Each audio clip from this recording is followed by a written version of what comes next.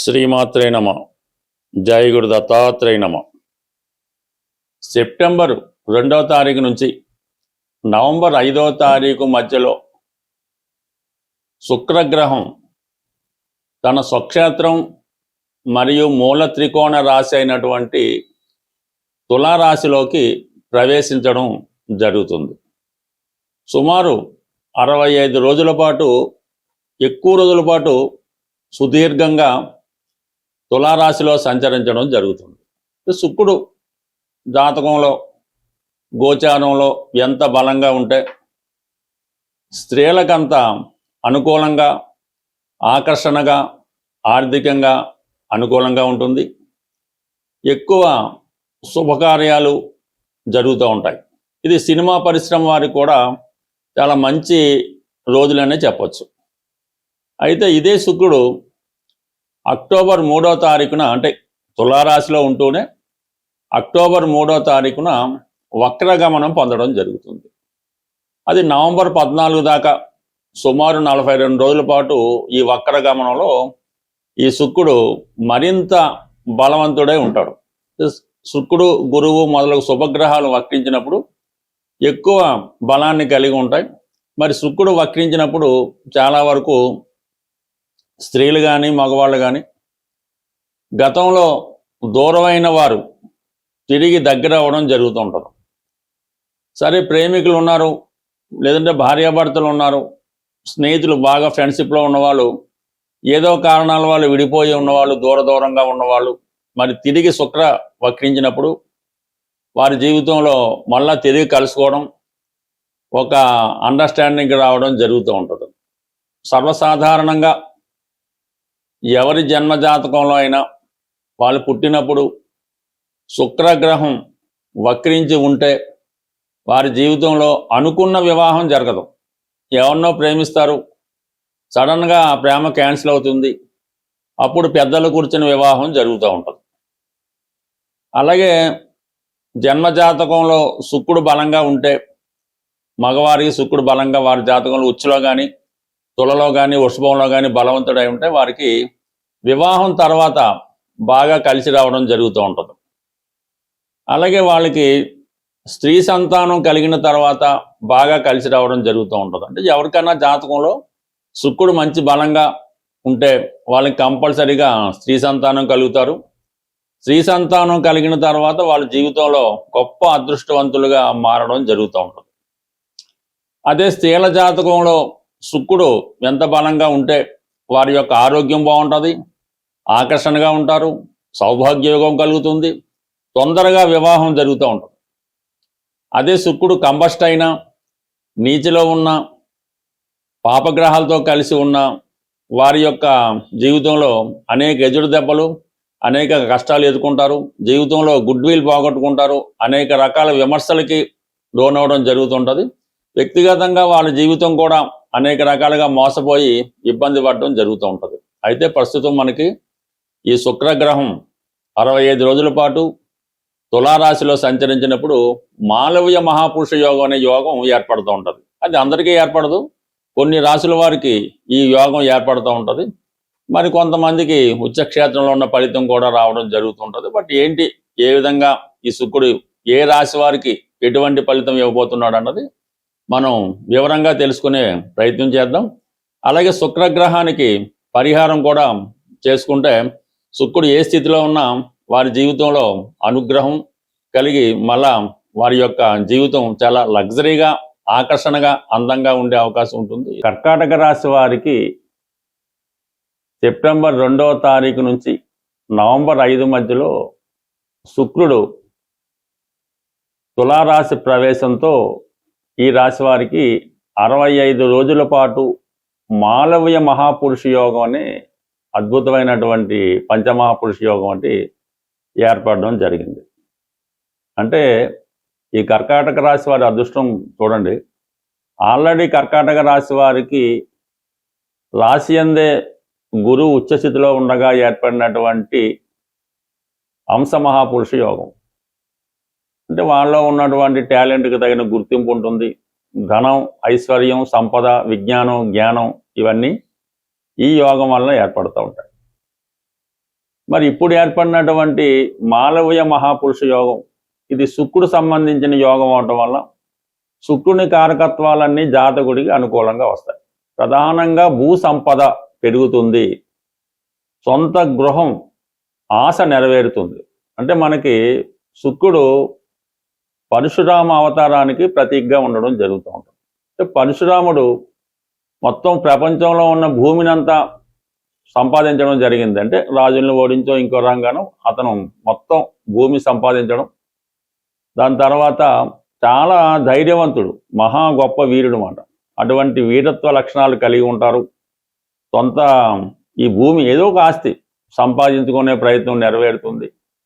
అలాగే ఎక్కువగా ఎవరైతే కర్కాటక రాశిలో ఎక్కువ సినిమా ఫీల్డ్లో హీరోలు హీరోయిన్స్ ఎక్కువగా కర్కాటక రాశిలో జన్మిస్తూ ఉంటారు. అటువంటి వారికి మరి ఈ యోగ ప్రభావం వల్ల ఆల్రెడీ ఫీల్డ్లో ఉన్న వాళ్ళకి గుర్తింపు వస్తుంది. కొత్త వారికి, ప్రధానంగా స్త్రీలకి మంచి అవకాశాలు రావడం జరుగుతూ ఉంటుంది.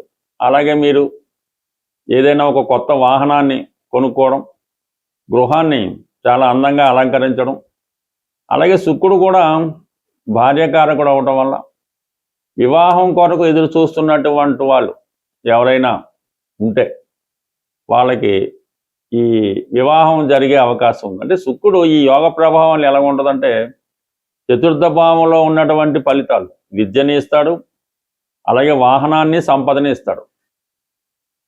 దశమ భావంలో ఉన్న ఫలితం మనకి ఉద్యోగం, స్థిరమైనటువంటి సంపద ఇవ్వడం కూడా జరుగుతూ ఉంటుంది. అంటే ఓవరాల్గా ఇది స్త్రీలకు ప్రధానంగా ఎలా ఉంటుందంటే మీకు వివాహపరంగా ఎటువంటి సమస్యలు ఉన్నా, బంధువులతో, భర్తతో, లేదంటే వేరే స్త్రీలతో మీకు ఎటువంటి విభేదాలు ఉన్నా అవన్నీ సంపూర్ణంగా పరిష్కారం అవడం జరుగుతాయి.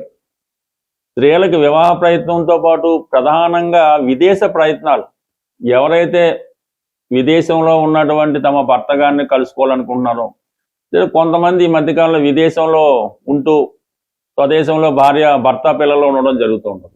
అటువంటి వారు తిరిగి ఇండియా వచ్చి భర్తని కలుసుకోవడం కానీ, అంటే మొత్తం మీద ఎడబాటుతో దూరంగా ఉన్నటువంటి దంపతులు మంచిగా ఒక చోట కలిసి కాపురం చేసుకోవడానికి, స్థిరమైన సొంత ఇల్లు కొనుక్కోవడానికి, ఈ గృహప్రవేశం చేసుకోవడానికి కారణమవుతూ ఉంటుంది. అంటే ఏదైనా శుక్రుడు వారి జన్మ జాతకంలో శుక్రుడు ఎంత బలంగా ఉంటే వాళ్ళ జీవితంలో సౌకర్యాలు అంత గొప్పగా ఉంటాయి, స్త్రీ సౌఖ్యం లభిస్తూ ఉంటుంది.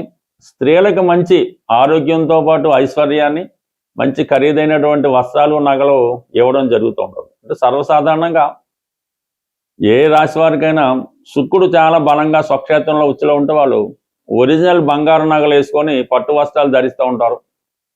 అదే శుక్రుడు కంబస్ట్ అయినా, నీచలో ఉన్న పాపగ్రహాలతో అయినా ఇమిటేషన్ నగలు, 1 గ్రామ్ గోల్డ్, రోల్డ్ గోల్డ్ నగలతో గొప్పగా కనబడుతూ ఉంటారు. కానీ అందులో అసలు విషయం అయితే ఏముండదు. బట్ ఇదే చిన్న సింపుల్ స్త్రీ జాతకంలో ఎలాగ ఉన్నది శుక్రుడు అన్నది అంటే చెప్పొచ్చు. అదే మగవాళ్ళ జాతకంలో శుక్రుడు చాలా బలంగా ఉంటే మంచి అదృష్టవంతురాలైనటువంటి ఆరోగ్యకరమైన ప్రేమను చూపించే భార్య రావడం జరుగుతుంది. అలాగే మంచి సౌకర్యాలు కూడా కలుగుతూ ఉంటాయి. అదే ఇతని జాతకంలో శుక్రుడు బలహీనతతో ఉంటే అనారోగ్యంతో కూడుకున్న భార్య, వివాహమైన ఎటువంటి సుఖం లేకపోవడం, సంతానం విషయంలో సుఖం లేకపోవడం, సమయానికి ఎటువంటి వాహన సౌకర్యం కానీ, భోజన సౌకర్యం కానీ లేకపోవడం, ఇవన్నీ కూడా ప్రధానంగా మనిషి గొప్పగా బతకాలంటే శుక్రుడు జాతకంలో బలంగా ఉండాలి. ఇప్పుడు ఈ యోగం, ఇలాంటి యోగాలు గోచార ఏర్పడినప్పుడు అవి యాక్టివేట్ అయ్యి అది ఆ రాశుల వారికి, మరి కర్కాటక రాశి వారికి ప్రస్తుతం అటు స్త్రీ సౌఖ్యాన్ని, వాహన సౌఖ్యాన్ని, నూతన గృహ లాభాన్ని కలిగించే అవకాశం ఉంటుంది. శుక్రగ్రహ అనుగ్రహం పొందడం అనేది చాలా సులభం. మీరు జీవితంలో సంతోషాన్ని, ఆనందాన్ని పొందుతూనే శుక్రగ్రహ అనుగ్రహం కూడా పొందవచ్చు. అంటే శుక్రగ్రహ అనుగ్రహం ఉంటేనే ఇవన్నీ పొందుతూ ఉంటారు. మీరు జీవితంలో ప్రతినిత్యం చాలా శుచిగా, శుభ్రంగా ఉండడం, ఎప్పుడు పరిశుభ్రమైనటువంటి వస్త్రాలు, అంటే పూర్వం అయితే తడిపి ఆరేసిన వస్త్రాలు అనేవారు. బట్ ఏదైనా ఒక రోజు ధరించిన వస్త్రం మరునాడు ధరించకుండా ఉండడం అన్నది నెంబర్ 1. దాని తర్వాత మీరు పడుకునే బెడ్, దుప్పటి, తలగాడు ఇవన్నీ కూడా ఎప్పుడూ నీట్గా ఉండడం మంచిది.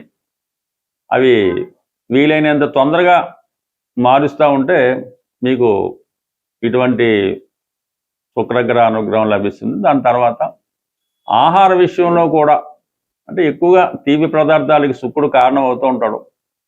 బట్ ఏదైనా శుచి కలిగినటువంటి శుభ్రమైన ఆహారం అంటే ఒకరు తినగా మిగిలినవి, ఏదో 4-5 రోజులు ఫ్రిడ్జ్లో పెట్టినవి, అలాగే బయట మనకి ఈ అన్నదానాలని ఏవి చేస్తుంటారు మామూలు టెంపుల్స్ దగ్గర వారి దగ్గర అమావాస్యకి అని చేస్తుంటారు.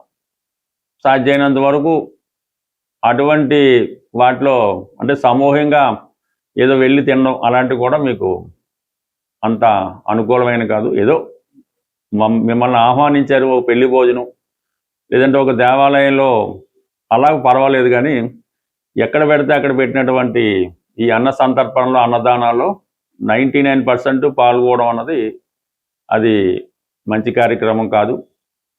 దాని తర్వాత ఏంటంటే స్త్రీలను చాలా గౌరవప్రదంగా చూడాలంటే ముఖ్యంగా బయట వాడిని పక్కన ఇంట్లో స్త్రీలని భార్య, కుమార్తె, కోడలు, చెల్లెలు, తల్లి వీటికి ఎప్పుడు కూడా దూషించడం కానీ వాళ్ళకి ఇబ్బంది పెట్టడం కానీ చేయకూడదు. వాళ్ళకి ఏ సౌకర్యం కావాల్సినా మనకి లేకపోయినా వాళ్ళకి ఇవ్వాల్సి ఉంటుంది. ఇంకా ప్రధానంగా స్త్రీలు ఈ నోములు వ్రతాలు, గౌరీ వ్రతం అని, ఈ కార్తీక మాసం, వరలక్ష్మి వ్రతం ఎక్కువగా ఈ నోములు వ్రతాలు చేయడం వల్ల మంచిది. బట్ అవకాశం ఉన్నవాళ్ళు కొద్దిగా టైం వెచ్చించిన వాళ్ళు స్త్రీ సూక్తం, కనకదార స్తోత్రం, లలితా సహస్రనామం ఇవన్నీ కూడా పారాయణ చేయవలసి ఉంటుంది. అయితే ఈ లక్ష్మీ స్తోత్రం అన్నది ఒక విధి విధానంగా మీరు 108 సార్లు, 1008 సార్లు చదవడం వల్ల కూడా శుక్రగ్రహం అనుగ్రహం కలుగుతుంది. అంటే శుక్రగ్రహం అంటే లక్ష్మీ అమ్మవారి అనుగ్రహం. లక్ష్మీ అమ్మవారి అనుగ్రహం కావాలంటే ముందు ఈ శ్రీ సూక్తం, లక్ష్మీ స్తోత్రం కన్నా విష్ణు సహస్రనామాన్ని వినటం కానీ చదవటం కానీ చేయవలసి ఉంటుంది. మరి ఈ కారణం వల్ల మీరు ఈ మార్గంలో ఉన్నవాళ్ళు ఈ విధంగా పారాయణల వల్ల, ధర్మ మార్గంలో ఉన్నవాళ్ళు ఇలాగా స్త్రీలను గౌరవించడం, అవసరమైన వాళ్ళకి కొంతవరకు ఈ వస్త్రాలు అంటే వివాహం జరుగుతున్నప్పుడు ఇలాంటి వాటికి పెళ్లి కూతురికి బహుమతిగా ఇవ్వడం, ఇది కూడా వివాహం కాని స్త్రీలు ఎవరైనా ఉంటే వాళ్ళ తల్లిదండ్రులు ఎవరైనా కొద్దిగా ఆర్థికంగా లేని వాళ్ళకి పెళ్లి జరుగుతున్నప్పుడు తాళిబొట్టు, పట్టుచీర, కొన్ని పసుపు కుంకాలు, గాజులు ఆ అమ్మాయికి బహుమతిగా ఇవ్వడం వివాహం కాని వాళ్ళకి తొందరగా వివాహం జరిగే అవకాశం ఉంది.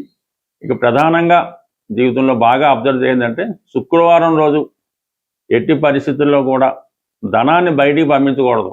అంటే ఏదైనా డబ్బులు ఇచ్చి కొనటం కానీ, రెంట్ చెల్లించడం కానీ, ఫీజులు కానీ, ఇంటి అద్దెలు కానీ ఏ విధంగా కూడా మీ దగ్గర మీ అకౌంట్లోంచి ₹1 కూడా, ఒక నయా పైసా కూడా బయటికి వెళ్లకుండా జాగ్రత్త పడవలసి ఉంటుంది. ఇందులో మనకి ఈ ఫోన్పేని, గూగుల్ పే కూడా వర్తించవు. ఏదైనా మీ అకౌంట్లో, మీ బీరువాలో, మీ జేబులో ఉన్న డబ్బు శుక్రవారం అంతా మీ దగ్గరే ఉండాలి. దానివల్ల కూడా మీకు 99% ఆర్థిక అభివృద్ధి కలిగి శుక్రగ్రహ అనుగ్రహం కలిగే అవకాశం ఉంటుంది. స్వస్తి.